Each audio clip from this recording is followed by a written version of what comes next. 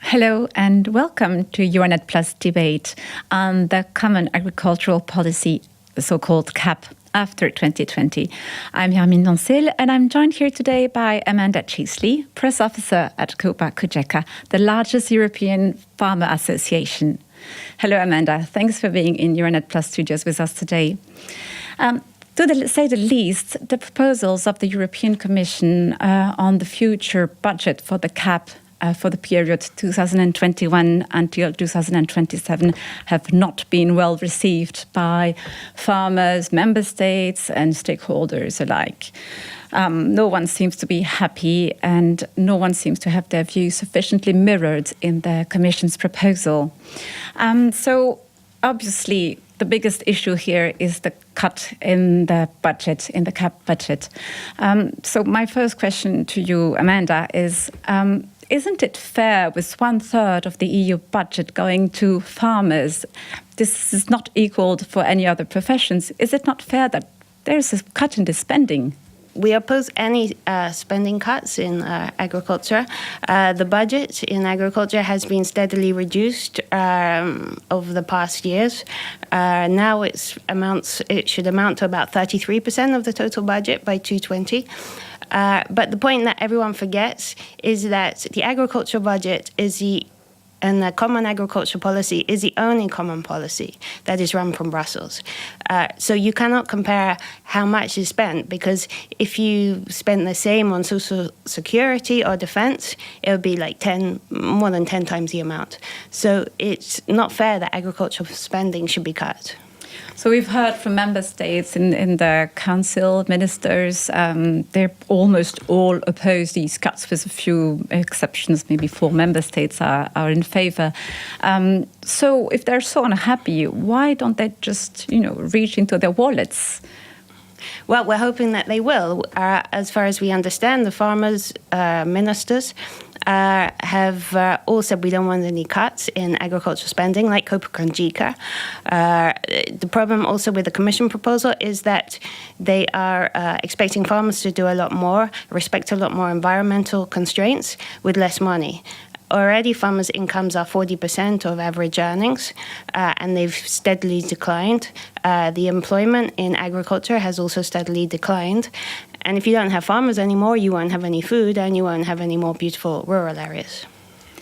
So also under fire is this new delivery model that would apparently, for observers, lead to a re-nationalisation of the common agricultural policy. Is it also your feeling at cogeca, and why is it a problem? Yeah, we're very worried that it could amount to end up with re-nationalisation, because although we agree to an extent with subsidiarity to give member states some flexibility in how they apply rules, because a country in Finland won't be the same as in Greece, and the conditions won't be the same. But at the same time, the amount of flexibility they've given to member states to leave it all up to member states how they implement it, it risks too much renationalisation. Thank you. So we also have questions from members for our Euranet Plus network. And the first question is a question from Claudia Knopke from German radio AMS. Yeah. She has a question about smaller farms and bureaucracy. Hello, everybody. For me, the planned changes to the agricultural subsidies at first glance appear quite reasonable. Payments are not related to the area, but by entitlement. There's also less bureaucracy for smaller farms. Nevertheless, there are criticisms from all directions. Why is that? We oppose any capping of direct payments because that works against the principle of economies of scale. Larger farms employ a lot of people, so that should be taken into consideration. And even if the Commission does take that into consideration, wages differ in different member states. And also, then what's to stop the farm just dividing into lots of different farms to prevent having limits? For the bureaucracy, I think that affects small and large farmers. I mean, we want a real simplification, and we don't believe the Commission proposal will result in that. And because bureaucracy, it stifles innovation. 70% of farmers in Denmark, for example, in a recent survey, said the worst thing about being a farmer was bureaucracy. Okay, let's now turn to Italy, where Gigi Donnelly from Radio 24 has a question. Good afternoon to you all from Milan. My question, it's, as you can imagine, concerning Italian agriculture's producer in this area. There is a wide preoccupation concerning the development in course.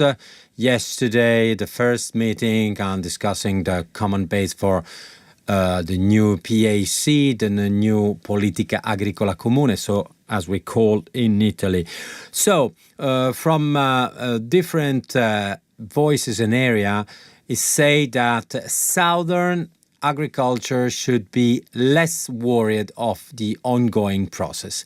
Is it so, and why? Thank you very much. No, I don't believe that's so. I know that some of our member organizations are against the capping of direct payments in Spain. And also, they're also very worried about the risk of re-nationalisation. That's one of their biggest worries.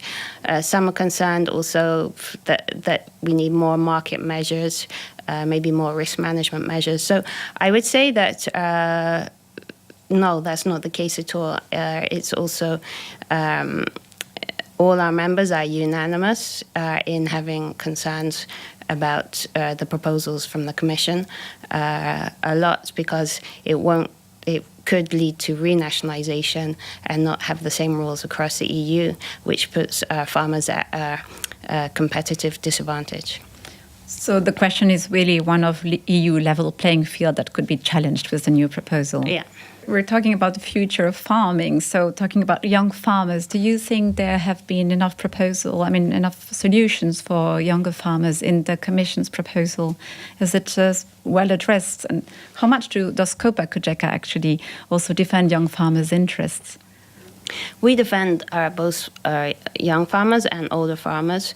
We work very closely with the young farmers organisation CEJA.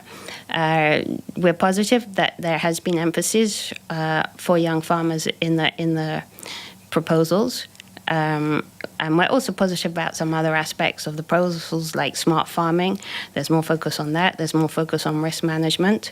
So it's not all bad, but there are key principles that we can't accept. We think that it goes in the right direction for small farmers, but, like all farmers, there's no point in cutting direct payments because already you don't have enough young farmers in the rural areas. You also need, in rural areas, you need to have the right technology, like broadband access, to attract young people so that they have the same conditions as urban areas and can also make use of smart technology and precision agriculture. Talking about young farmers, I have a question from Yanis Mas, who is the president of CEJA, the European Council of Young Farmers. Yeah. And they're said to be the voice of Europe's youngest farmers today to the European institutions. Yeah. He is talking about this growing divide that young farmers feel is taking more and more space between producers and the civil society in the EU. We see that there is a difficult relationship between citizens and farmers, between civil society and farmers, and that is a relationship which has been made difficult, I think, with a variety of reasons. First of all, a bit of a disconnection between civil society and their food production. So do you feel also at cogeca this disconnection is yes. growing, and is it something that you're trying to address, and what are you doing, and if so? Yeah, well, it's something we've been trying to address for quite a while. We've done quite a lot of promotion on this. We've also spoken to the Commission a lot with it, and they are also trying to work on that, to improve communication in the rural areas, to make them more attractive for young people again. The proposal of the EU executive is moving from a compliance-based payment system whereby farmers just needed to apply the rules to get support to a performance-based system. Is it meaning that we're going back to coupled payments? No, there is a limit on the amount of couple payments you can have of 10%. So no, it doesn't go back to that at all. And we agree you need some couple payments in some rural areas where there's no other form of employment or production to keep the farmers producing and to keep them on their land, also to feed the rural community. Thank you very much, Amanda, for joining us today, and thank you all for watching Euranet Plus.